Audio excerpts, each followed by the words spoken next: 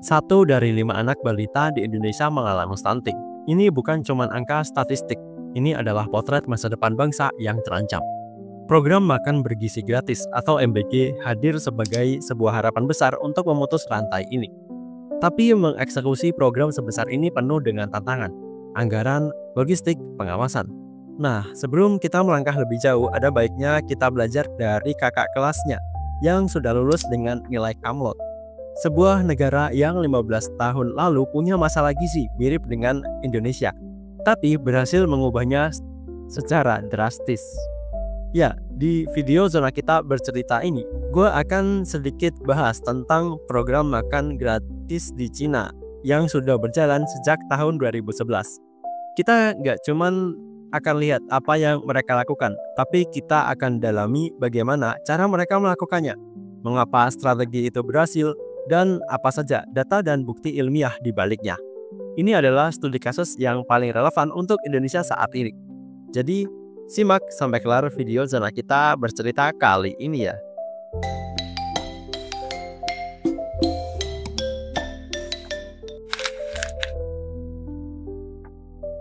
Saat dunia terpukau dengan gedung-gedung pencakar langit di Shanghai dan Beijing pada tahun 2000-an, ada sebuah krisis senyap yang terjadi di pedesaan China.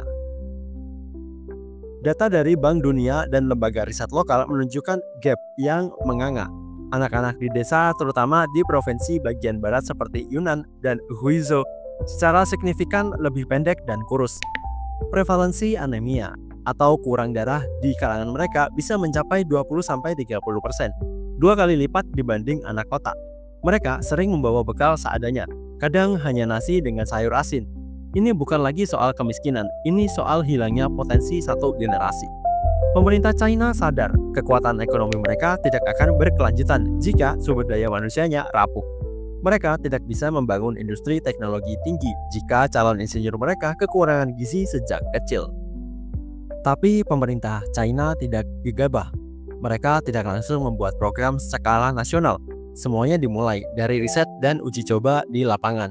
Disinilah peran sebuah lembaga think tank bernama China Development Research Foundation sangat krusial. Sejak 2007, CDRF melakukan berbagai pilot project. Yang paling terkenal adalah program 1 telur sehari dan susu untuk pelajar. Mereka memilih beberapa kabupaten termiskin, lalu memberikan 1 butir telur rebus atau sekotak susu setiap hari kepada para siswa, dan mengukur dampaknya secara teliti selama bertahun-tahun. Hasilnya luar biasa. Data dari uji coba ini membuktikan bahwa intervensi gizi sederhana tapi konsisten bisa menaikkan tinggi dan berat badan anak secara signifikan. Data inilah yang dibawa ke meja Presiden dan Perdana Menteri. Berbekal bukti kuat ini, pada bulan November tahun 2011, Dewan Negara Tiongkok secara resmi meluncurkan program nasional yang kita kenal sebagai NICPRES. Jadi siapa targetnya? Program ini sangat fokus. Semua siswa di jenjang wajib belajar kelas 1-9 setara SD atau SMP di 699 kabupaten percontohan yang tersebar di wilayah tengah dan barat yang miskin. Kini cakupannya sudah meluas ke lebih dari 1.700 kabupaten, menjangkau lebih dari 37 juta siswa setiap hari. Dan tujuannya bukan cuma soal gizi. Coba kita lihat visi jangka panjangnya. Dalam jangka pendek, mengurangi kelaparan atau short-term hunger dan meningkatkan tingkat kehadiran di sekolah. Anak-anak jadi lebih semangat ke sekolah karena ada jaminan makan siang. Dalam jangka menengah, memperbaiki status gizi, menurunkan angka stunting dan anemia, serta meningkatkan konsentrasi belajar. Dalam jangka panjang, menciptakan model manusia yang lebih sehat, cerdas, dan produktif. Ini adalah strategi untuk mengurangi kemiskinan antar generasi. Ngomongin soal MBG tentu nggak jauh-jauh dari namanya anggaran. Nah, kalau di Cina gimana sih pemerintah bisa mendanai program raksasa ini? Total investasi pemerintah pusat untuk program ini sejak tahun 2011 hingga sekarang sudah melebihi 200 miliar RMB atau setara lebih dari 450 triliun rupiah. Sebuah komitmen finansial yang luar biasa. Modelnya adalah subsidi per anak per hari. Saat ini besarannya sekitar 5 RMB atau kalau dikurs dalam rupiah sekitar 11.000. Angka ini didapat dari perhitungan biaya untuk menyediakan makan siang bergizi dengan standar minimum kalori dan protein. Yang paling penting adalah mekanisme penyalurannya. Dana ini dikategorikan sebagai dana transfer khusus atau special transfer payment dari pemerintah pusat. Artinya, dana ini dikunci dan dikirim langsung ke pemerintah daerah dengan satu tujuan, untuk makanan siswa. Uang ini tidak boleh dipakai untuk membangun jalan, bayar gaji guru, atau proyek lainnya. Ini untuk mencegah penyelewengan di tingkat daerah. Selain itu, ada model gotong royong anggaran. Pemerintah pusat menanggung biaya bahan makanan, sementara pemerintah daerah bertanggung jawab atas biaya operasional seperti membangun atau merenovasi dapur, membayar gaji juru masak, dan biaya listrik dan air. Ini adalah model pembagian tanggung jawab yang jelas. Dengan anggaran yang besar dan logistik yang rumit, gimana cara pemerintah China mengawasinya? Pemerintah China menerapkan sistem 3 lapis yang mereka sebut pedang tajam. Lapis pertama, pengawasan pemerintah. Ini adalah tim super yang terdiri dari 15 kementerian. Kementerian Pendidikan mengelola data siswa. Kementerian Keuangan mengaudit aliran dana. Kementerian Kesehatan menetapkan standar gizi. Dan Badan Pengawas Obat, Makanan atau FDA China melakukan inspeksi dadakan untuk keamanan pangan. Lapis kedua, manajemen sekolah. Setiap kepala sekolah adalah manajer utama program di lapangannya. Mereka wajib mempublikasikan menu harian dan rincian keuangan di papan pengumuman sekolah. Semuanya harus transparan.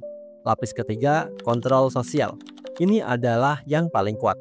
Komite orang tua punya akses untuk masuk ke dapur kapan saja, ikut mencicipi makanan, dan memverifikasi kualitas bahan baku. Jika ada masalah, mereka punya hotline khusus untuk melapor. Tapi apakah program ini sempurna? Tentu tidak, tantangannya tetap ada.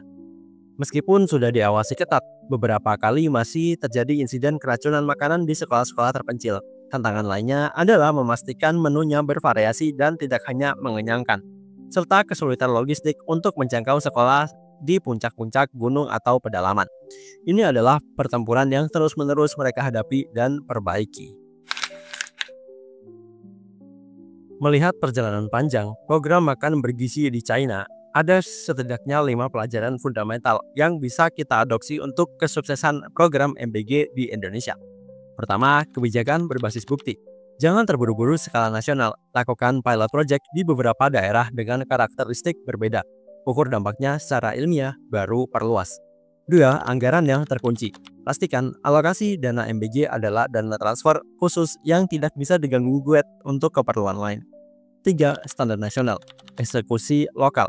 Buat standar gizi dan keamanan pangan yang berlaku nasional. Tapi berikan fleksibilitas pada daerah untuk penyediaannya, entah itu lewat dapur sekolah atau melibatkan UMKM lokal yang tersertifikasi. Keempat, kolaborasi lintas sektor. Bentuk Satgas Nasional yang melibatkan Kemenkes, Kemendikbud, Kemendagri, Kemenkyu, BPOM, dan bahkan Kemendes untuk memastikan semua aspek terurus. Kelima, pengawasan berbasis komunitas.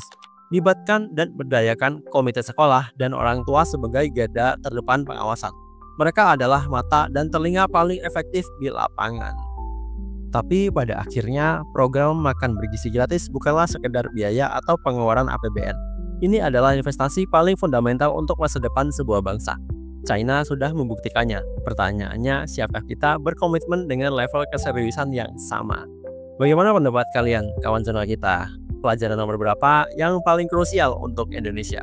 Mari kita diskusikan di kolom komentar. Terima kasih sudah menonton channel kita kali ini. Jangan lupa like, komen, dan subscribe. Sampai jumpa di video selanjutnya. Terima kasih.